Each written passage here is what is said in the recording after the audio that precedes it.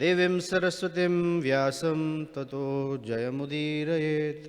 नष्टप्रायेषु भद्रेषु नित्यं भागवत सेवया भगवती उत्तमश्लोके भक्तिर्भवति नैष्टिकी। ॐ नमो भगवते वासुदेवाय।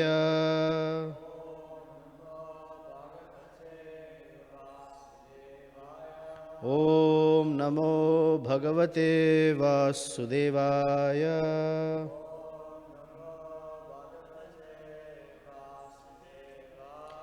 ॐ नमो भगवते वासुदेवाय।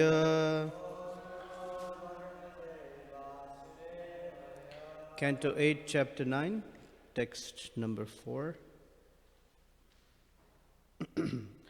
न वयं त्वमरैर्दैत्याय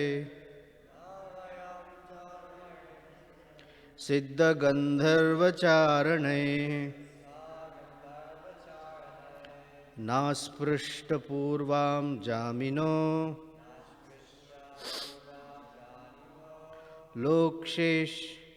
लोकेशैश्च कुतो नृभिः. Excuse me, I don't have my glasses. न वयं त्वामरैर्दैत्यैः सिद्धगन्धर्वचारणैः नास्पृष्टपूर्वां जानीमो लोकेशैश्च कुतो नृभिः. न वयं त्वामरैर्दैत्यैः सिद्धगन्धर्वचारणैः नास्पृष्टपूर्वां जानीमो लोकेशैश्च कुतो नृभिः.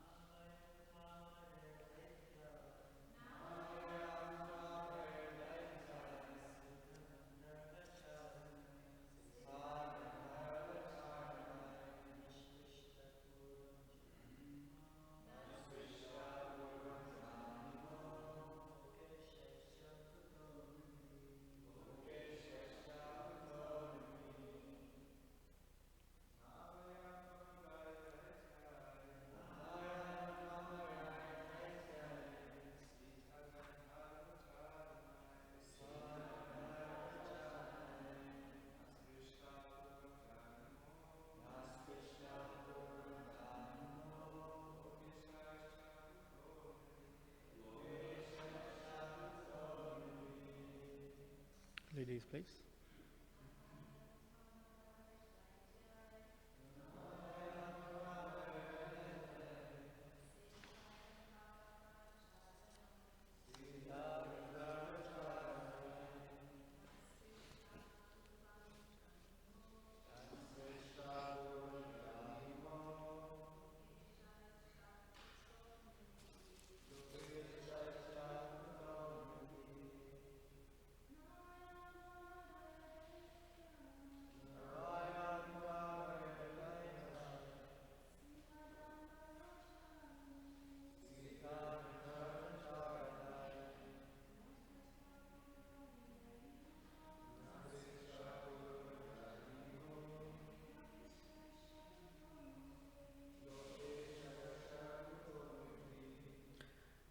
No, it is not. Vayam, we. Tva, unto you. Amarai, by the demigods. Daitye, by the demons. Siddha, by the Siddhas. Gandharva, by the Gandharvas. Charane, and by the Charanas. Na, not asprishta never enjoyed or touched by anyone. Janimaha, know exactly. Loka Ishaihi, by the various directors of the universe. Cha, also. Kutaha, what to speak of. Nrabhihi, by human society. Translation and purport by Srila Prabhupada Ki Jai. What to speak of human beings, even the demigods, demons, siddhas, gandharvas, charanas, and the various directors of the universe, the Prajapatis, have never touched you before. It is not that we are unable to understand your identity. Purport. Even the Asuras observed the etiquette that no one should address a married woman with lust. The great analyst Chanakya Pandita says, Matravat Paradareshu. One should consider another's wife to be one's mother. The Asuras, the demons, took it for granted that the beautiful young woman, Mohini Murti, who had arrived before them, was certainly not married. Therefore, they assumed that no one in the world, including the demigods, the Gandharvas, the Charanas, and the Siddhas, had ever touched her. The demons knew that the young girl was unmarried, and therefore they dared to address her. They supposed that the young girl, Mohini Murti, had come there to find a husband among all those present, the Daityas, the demigods, the Gandharvas, and so on.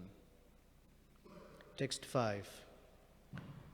O beautiful girl with beautiful eyebrows, certainly Providence, by his causeless mercy, has sent you to please the senses and minds of all of us. Is this not a fact? Text 6. We are all now engaged in enmity amongst ourselves because of this one subject matter, the container of nectar. Although we have been born in the same family, we are becoming increasingly inimical. O thin-waisted woman, who are so beautiful in your prestigious position, we therefore request you to favor us by settling our dispute. Purport. The demons understood that the beautiful woman had attracted the attention of them all. Therefore, they unanimously requested her to become the arbiter to settle their dispute. Text 7.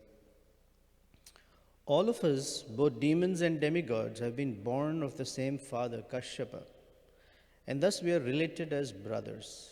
But now we are exhibiting our personal prowess in dissension. Therefore, we request you to settle our dispute and divide the nectar equally among us. Text 8. Having thus been requested by the demons, the Supreme Personality of Godhead, who had assumed the form of a beautiful woman, began to smile. Looking at them with attractive feminine gestures, she spoke as follows. Now, what she spoke we'll hear tomorrow. Om Ajnanatimirandhasya Jnananjana Shalakaya Chakshur Unmilitam Yena Tasmai Shri Gurave Namaha Shri Chaitanya Manobhishtam Sthapitam Yena Bhutale Swayam Rupa Kadamahyam Dadati Swapadantikam Vancha Kalpatarubhyascha Kripa Sindhubhya Evacha Patitanam Pavanebhyo Vaishnavebhyo Namo Namaha Shri Krishna Chaitanya Prabhu Nityananda Shri Advaita Gadadhara Shrivas Adi Gaura Bhakta Vrinda Hare Krishna Krishna Krishna Hare Hare Hare Rama Rama Rama Hare Hare Ramadimurtishu Kala Niyamena Tishthan Nanavataramakarod Bhuvaneshu Kintu Krishna Swayam Samabhavat Paramappamanyo Govindamadi Purusham Tamaham Bhajami. This whole section of Bhagavatam is one of my favorites because it has very wonderful lessons, and it's just the pastime is just extremely exhilarating in one sense. Today is also a very auspicious day, right? Today is Vijayadashmi, right, Mukunda? Vijayadashmi is the day Lord Ram killed Ravana. And he was victorious and began to bring Sita Devi back. Today is also the appearance day of Srila Madhvacharya, who is, after whose name we take our sampradaya, Brahma Madhva Gaudiya Sampradaya.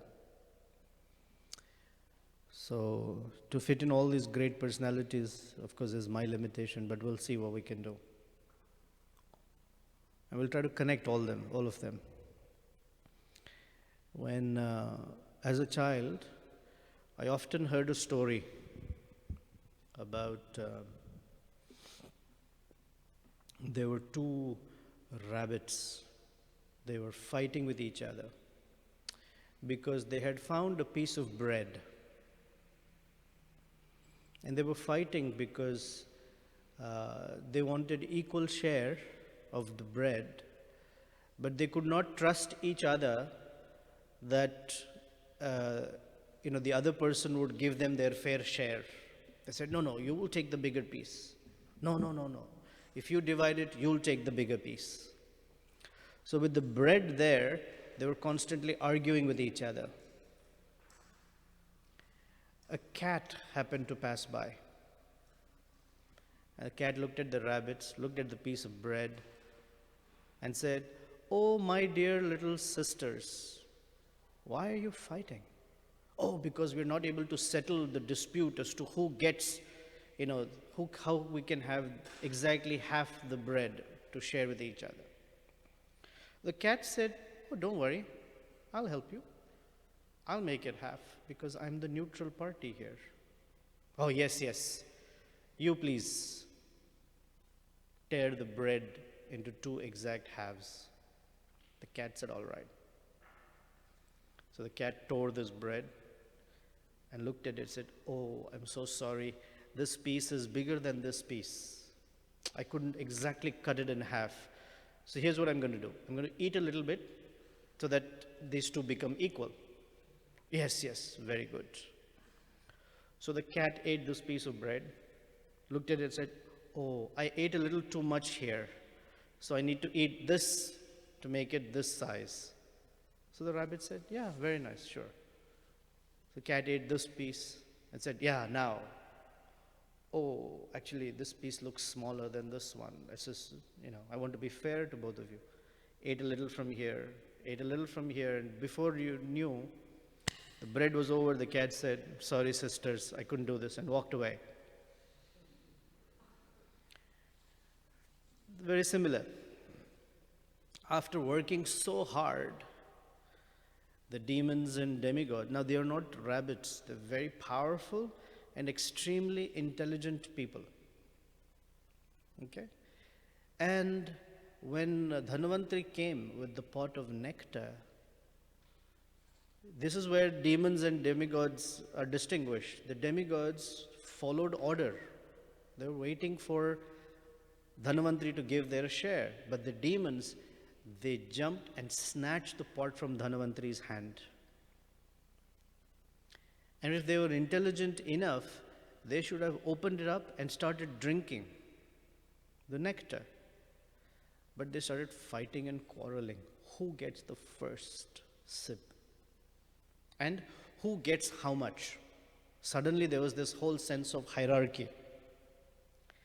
And because everyone wants to be superior, this is demoniac nature, they were not able to settle who gets it. So they were wasting their time quarreling. Who gets it first and who gets the most? So in this moment, there appeared Mohini Murti, personality of Godhead in this most attractive feminine form. Now, the fact that the demons are exhibiting lust, the most congenial form for addressing that lust is the form of a woman. Because for a man, all his lust sort of culminates in the form of a woman. And for a woman, it culminates in the form of a man because it's the fulfillment of the lust or the opportunity for it. And so she appears. Now, she could have appeared as an old woman. Why didn't she come as an old woman? Because no one cares for an old woman. Like skin hanging here and there, teeth broken, hair all, grayed out, can't stand straight. And she said, let me distribute the nectar. Get out of here. But she comes in this so attractive form. And they're like drooling, just looking at her. Literally, they're drooling. And these are not ordinary people. They're not like bums somewhere here and there that, they saw some girl and they're like, this is the most attractive lady in the entire three worlds. They haven't seen anyone like that. And they do see very beautiful people. Because among the demigods, the beauty that the females have or the men have is not comparable. Once Prabhupada told his disciples, you're getting attracted to all the women here. If you see the women in the higher planets, you have absolutely no idea. You won't be able to control your senses. It gets so agitated, you become mad. Same for women. There's so good-looking men. You see that picture there of Kunti Devi? She was 16 years old. And Durvasa Muni had given her a mantra. That by this mantra, you can call any demigod to come. And they will appear before you. But there's only on one condition. When they come before you, they have to impregnate you. You have to have a child with them. Because if you need it any time in the future, she said, okay, thank you. But she was a young girl, 16 years old, perhaps not too mature. When you get something and it says, this is what it will do, the first tendency is to see if it actually works, right? So she said, let me try. And she looked at the sun planet and said, maybe Surya Dev. And she uttered that mantra with Surya Dev's name. And voila, he showed up at her doorstep. And look at how he looks. So magnificent. And whoever did the painting, Bharadaraj Prabhu, look at Kunti. Her sari has fallen from her chest. Her hair is disheveled. She's holding like this. And shocked that he actually showed up. And that is how Karna was born. Because he said, I cannot go back without you having a child from me. I can't have a child, I'm not married. Right? What to do? You call. So then he promised her that they would have a child, but her virginity would not be spoiled. So anyway, it's a long story in Mahabharata, but he is there. So Prabhupada said that the persons on the higher planets are so beautiful, so attractive that human beings look like pigs for them. It's like, come on, that's not attractive. And Siddhas and Gandharvas, the Gandharvas are very beautiful. They sing with such charm that if they utter one swara, sa, you're like, you just fall off. They're so attractive in their features. Siddhas, they're extremely, but they had never seen anyone like this. So she must definitely be so charming. And the demons are like, now they were fighting for nectar, and they look at her and they tell her, oh, of course, in the way they speak, we would not be able to speak to anyone. Oh, thin-waisted lady, oh, you have beautiful thighs, how are you? We can't speak like that. We get a one tight slap on our face. But they're glorifying her. The whole idea is they're glorifying her form. And so, she appeared there. Why? Because her objective was to distract the demons from drinking that nectar. Because Lord Vishnu wanted the demigods to get that nectar. And to distract the demons, any lusty object or any person or object that they can lust after is the easiest way to distract anyone. Because, now on a serious note, you remember those two verses from Bhagavad Gita chapter 2, where Krishna describes that when a person is overcome by lust, there are a series of things that happen. Dhyayato vishayan pumsam sangasteshu upajayate. Sangha, they become attached to that. So now they're suddenly attached to this Mohini Murti, and the attachment is, I want to enjoy her. So they're first asking her, are you married or not married? And from her features, they can tell she's not married. She doesn't have a ring, wedding band. I mean, she's available. So, and there are other features by which they can tell. And they say, are you married? Whose daughter are you? And it looks like, he says, na vayam, neither we. Tva amarer, or the demigods, they're called the amaras. Daitye means all the sons of Diti. Siddha Gandharva Charane. Neither the Siddhas, the Gandharvas, nor the Charana. Kuto Nribihi. What to speak of the human beings? They don't even know what beauty means. But none of them, no male, no man in all the three worlds has touched you. Who are you?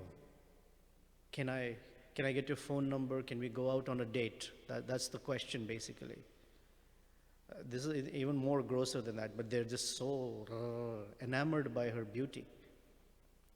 So, dhyato vishayan pumsam sangasteshu upajayate. Suddenly, if this attachment to enjoying that object, that person, sangat sanjayate kamaha. Because of that attachment, lust develops very strongly.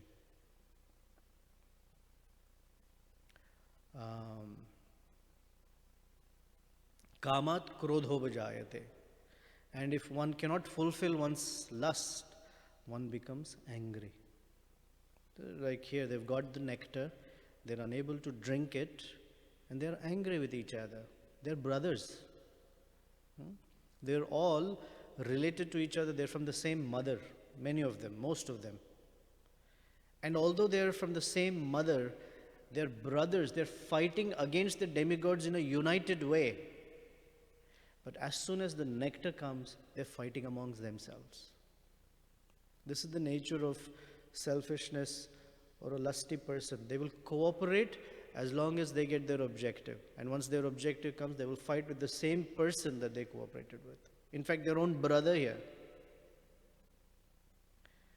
And so, krodhat bhavati sammoha.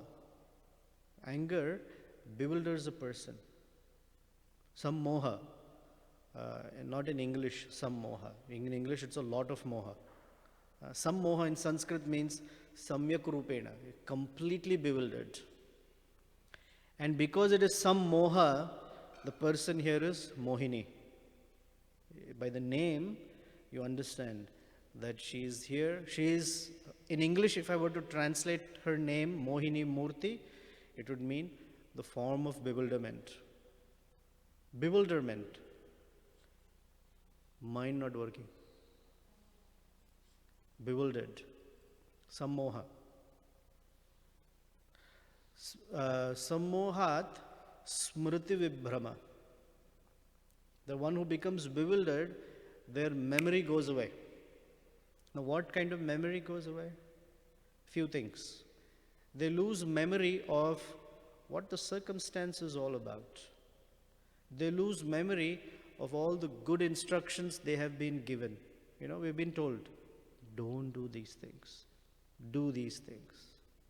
It's good for you. But at that point of bewilderment, we forget. We forget how the consequences of what we are about to do are going to harm us. At that moment, it's too much to say, oh, no, I can't. It is just too big. Smrti Bhramshad Buddhinasha. As soon as that memory goes, intelligence that tells us, don't do it. This is not good for you. That voice becomes, don't do it. It's not good for you. Don't do it. You don't hear it anymore. The voice of wisdom. And buddhinasha pranashyati. As soon as that intelligence is lost, the person falls from that position. And when one falls, what one stays with is guilt, regret, frustration, failure. And then, this is not for me. Maybe I should not, this is not for me. Spiritual life is not for me. And this is what the demons are showing, how those verses are playing out for us in front of our eyes when Mohini Murti manifests there.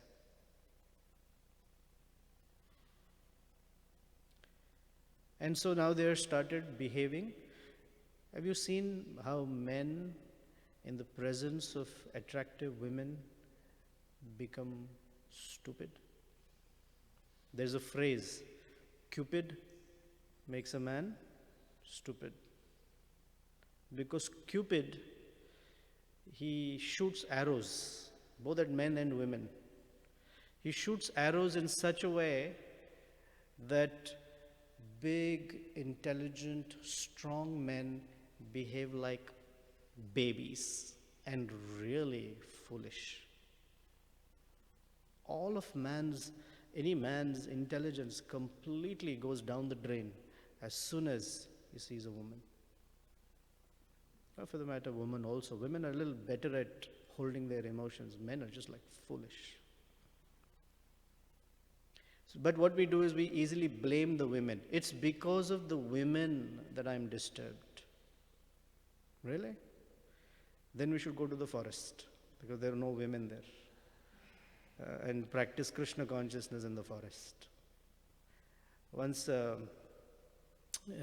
with Hidananda Maharaj, some brahmacharis had complained, Maharaj, we cannot stay in the ashram because the women are disturbing our minds.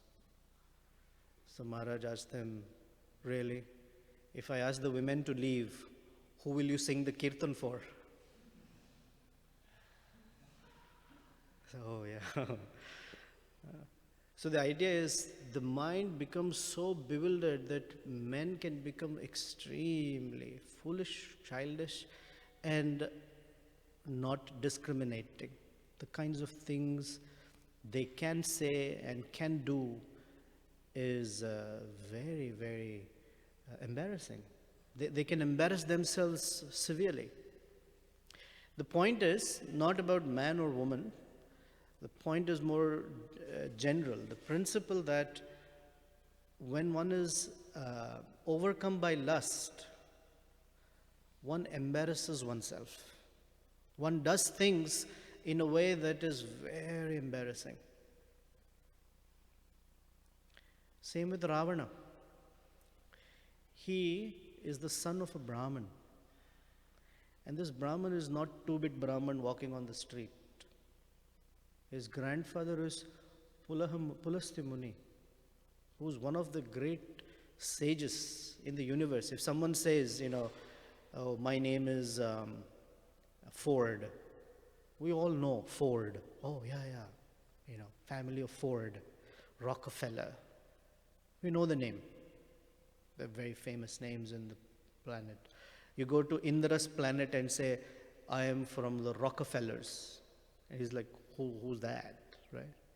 But you say, I'm a relative of Pulasthi Muni. They would all stand up and offer respect because he's such a great person. So Pulasthi Muni's son, his name was Vishrava. Vishrava was such an amazing Brahmin, so powerful in his Brahma Tejas that wherever he would sit and meditate, even the Rakshasa ladies would be attracted to him. Generally, Rakshasa ladies are not attracted to Brahmins so easily. But in this case, she was attracted to him because he was so paka in his practices that she offered, please marry me. And a Brahmin, in this case, he married her, and Ravana was born. So very, very, high quality genes in him.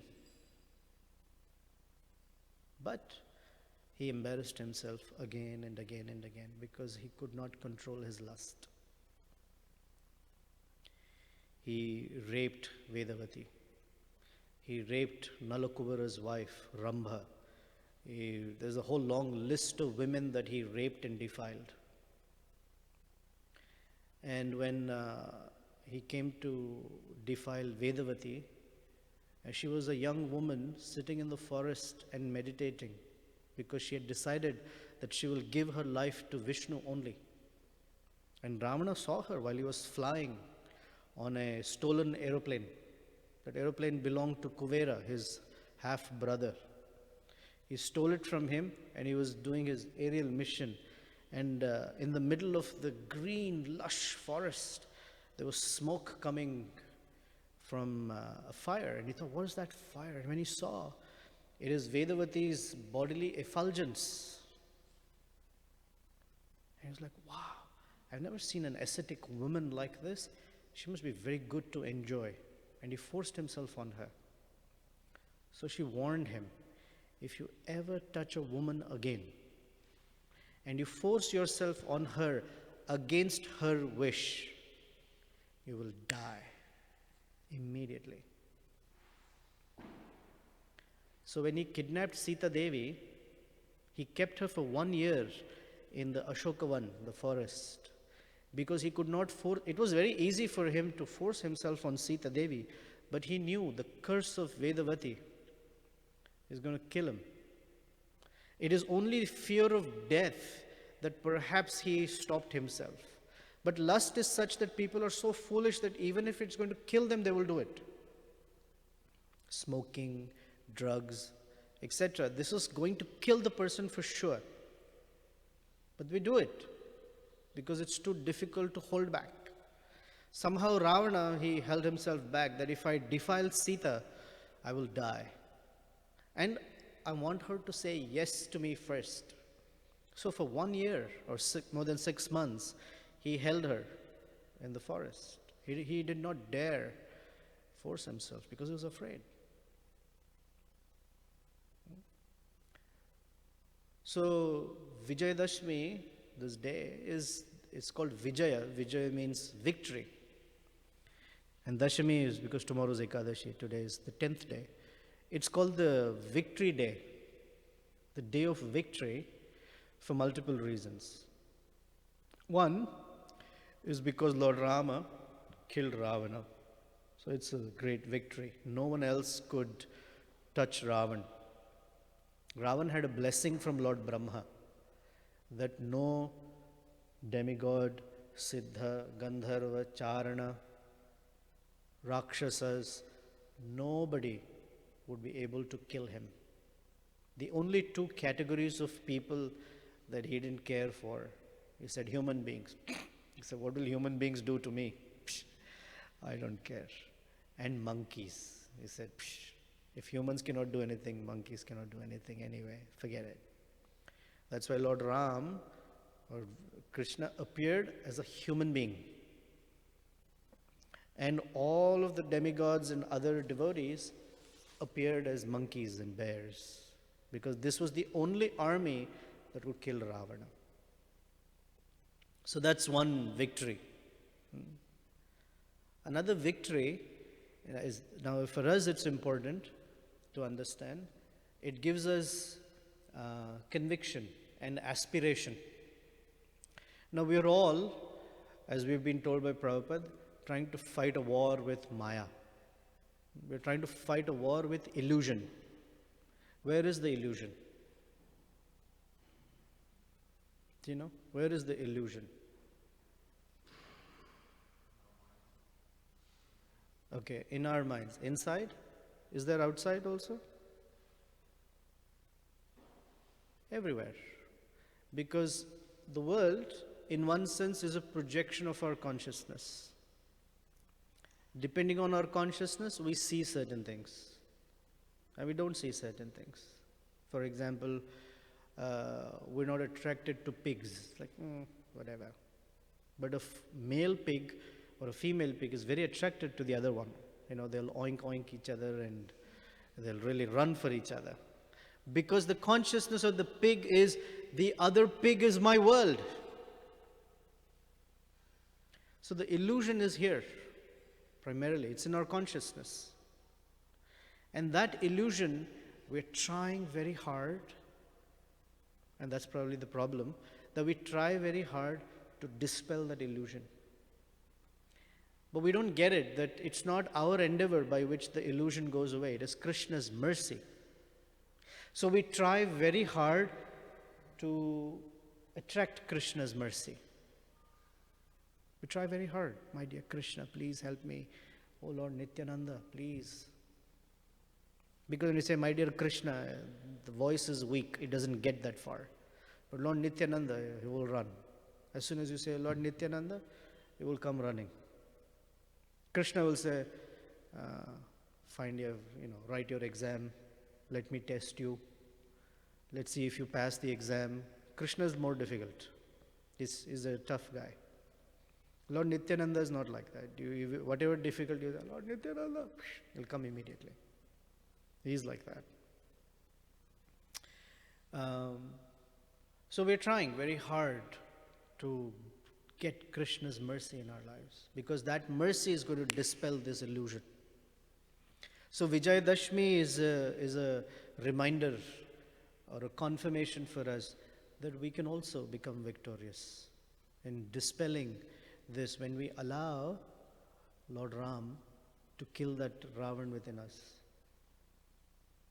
He has 10 heads, 20 arms. 10 heads, because it described that in one head, how much lust is there? Unlimited lust in one head. Imagine if it is 10 heads. And that lust in the head, we grab with our 2 arms, whatever comes our way. So if you have 20 arms,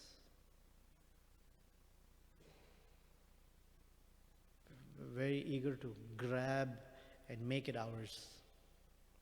So that victory is to allow Lord Ram to dissipate and kill that lusty demon in our hearts. That demon that takes away Krishna's internal energy and exploits it.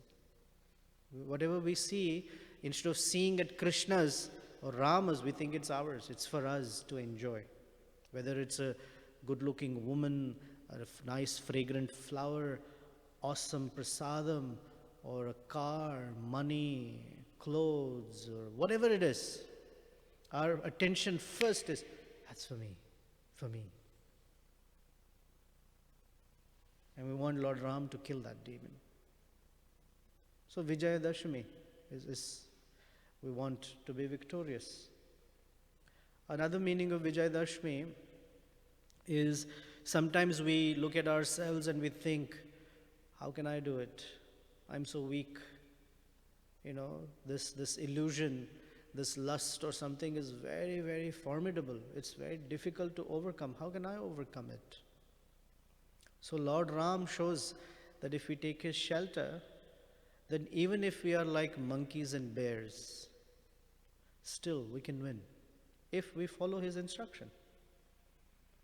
Now, monkeys and bears, they signify something. Monkey is supposed to be an animal in the mode of passion. Cow is in the mode of goodness. And bear is in the mode of ignorance. Prabhupada said that you can take a human life from one of these 3 animals: monkeys, bears, or cows. So from a cow, when the soul migrates into a human body, he migrates into a human body with the mode of goodness. From monkey, he migrates into a human body with the mode of passion. And from a bear, he migrates into a human body, transmigrates into a human body with mode of ignorance. So bears, they do two things. They eat and they sleep. They eat for 6 months and they sleep for 6 months. They love to sleep. So mode of ignorance is just love to sleep. Love to be unaware of the reality around us. Because when we sleep, what's the reality around us is we're not aware of it. Correct?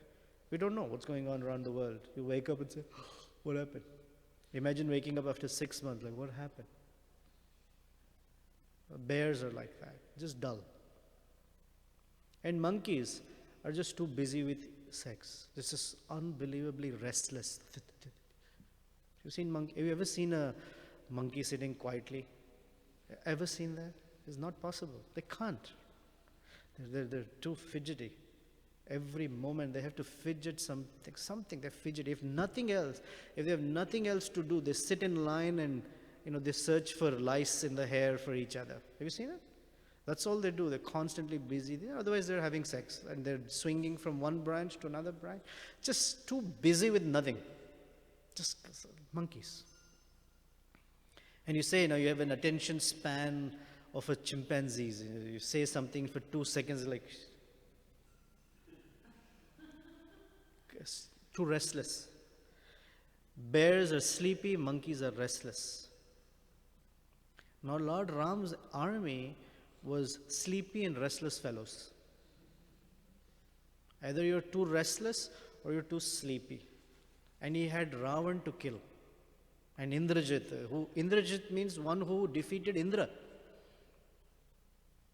These are all persons on the other side. They have witchcraft. They can appear in different forms. They can become invisible and fight. All these persons are just monkeys and bears, or they have brute strength. That's all. No intelligence. We say monkeys are intelligent. Yes, they are. But a restless mind is not intelligent. Or even if the intelligence is there, it doesn't know how to direct it. And a bear is just not intelligent enough. Now Lord Ram's army, other than Rama and Lakshmana, everyone else is a monkey or a bear. It's like, how do you fight a war like that? But he was able to. He was able to because there is Lord Ram and Lakshmana, Guru and Krishna. Under their leadership, even monkeys and bears can make it. They can make their life successful and victorious. Therefore, we hear in Bhagavad Gita, the very final verse, Yatra Yogeshwaro Krishna, Yatra Partha Dhanurdharaha. Wherever there is Arjuna and Krishna. Because Arjuna is considered Guru because he has received knowledge from Krishna. Or wherever there is a devotee and Krishna. Tatra Shrir Vijaya Bhutir Dhruva Nitir Matir Mama. These 4 things are always there. Shri, all opulence will come to a person. And all victory, Vijaya, Niti, all morality will come just by the presence of Guru and Krishna in one's life. Not just their presence means there's some far persons, that they are there, we are under their leadership. Then victory is guaranteed. And victory comes with other things too. Opulence, success, morality. And it says Dhruva. Dhruva means for sure these things will come. So Vijayadashmi is a very super day. Of course, in India they burn Ravana and light firecrackers and little fireworks, and they're all happy about it. This is the real semblance of it, that we too can become victorious. All we have to do is, although disqualified, just follow Guru and Krishna. So any questions or comments? I can speak about Madhvacharya's appearance. I don't know much about him. There's a whole book written on Madhvacharya's life. I haven't read it, so I don't know.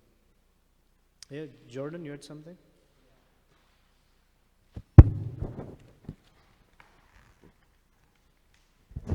From the last verse in chapter 3. In chapter 3? Yeah, Bhagavad Gita. Last verse. Evam buddhva param buddhe. Yeah, I was reading. One should overcome lust by, he says, superior intelligence. And Prabhupada writes it as Krishna consciousness. Yeah. And one other word in the purport that, or in the translation, the verse that stuck out to me, it said by like deliberate spiritual intelligence. Right. And I looked up the word deliberate. It means like consciously or intentionally. Like, so I was just meditating on that the other day, and I thought it was relevant to this class. Like, we have to consciously and intentionally stick to the spiritual path and conquer the enemy of lust. What does that mean to you? Consciously means, or deliberately, what does it mean to you? Like, attentively. What are we paying attention to?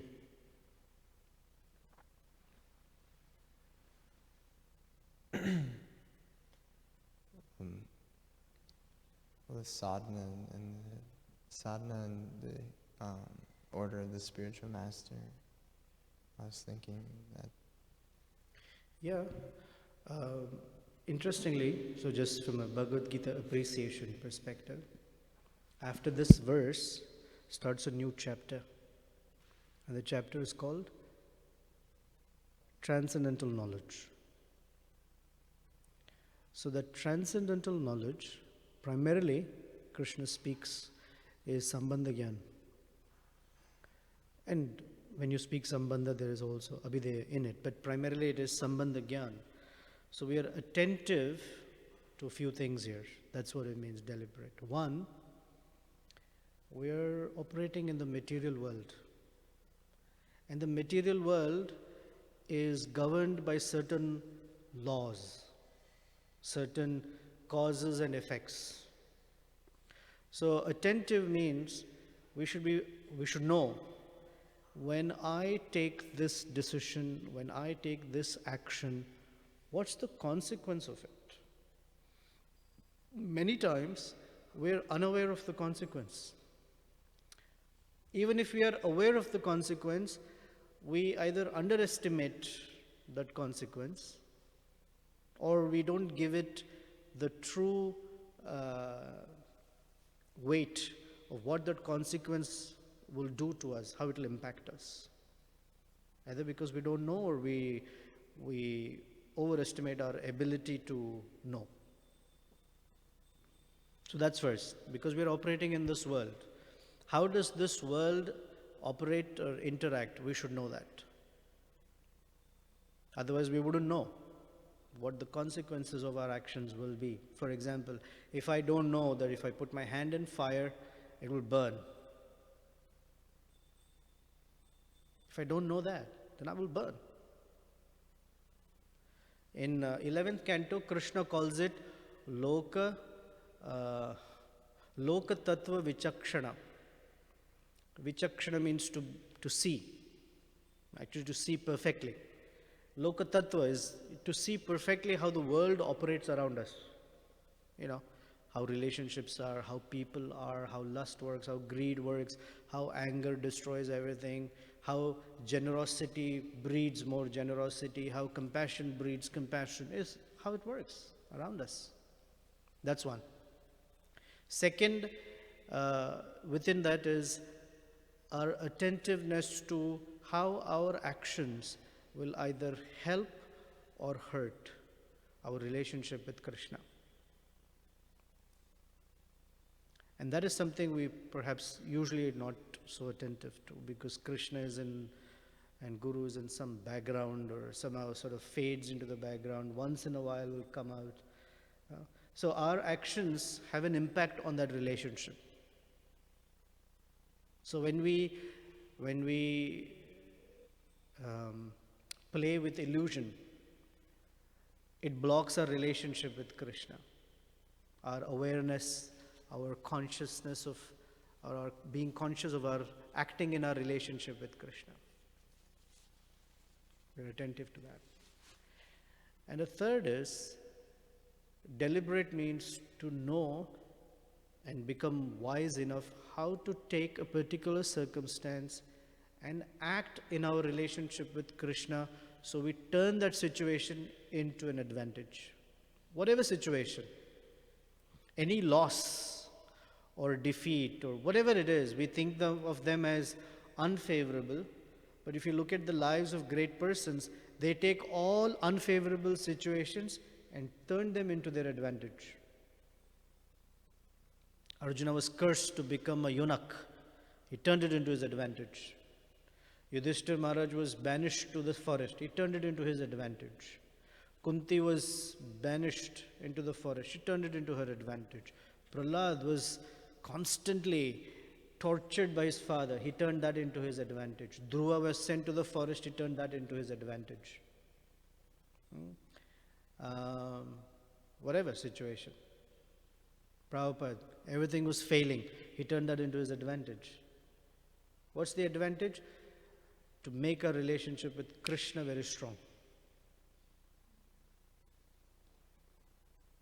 So that's the deliberateness in that verse. That one is conscious and aware.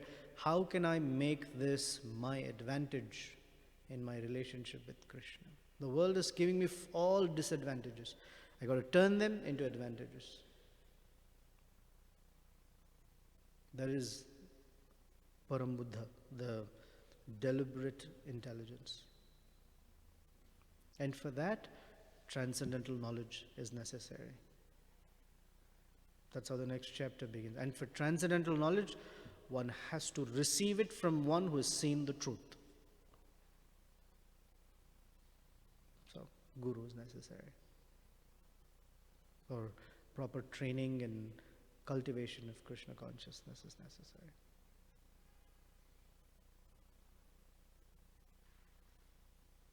Anything from your side? Jitendra Prabhu?